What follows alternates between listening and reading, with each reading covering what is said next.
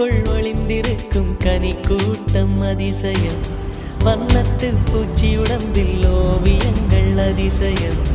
உடை செல்லும் காற்று மெல்லிசையாதல் அதிசயம். குருநாதர் இல்லாத குயில் பாட்டு அதிசயம். அதிசயமே அசந்து போகும் நீ எந்த அதிசயம். கல் தோன்றி மண் தோன்றி கடல் தோன்றும்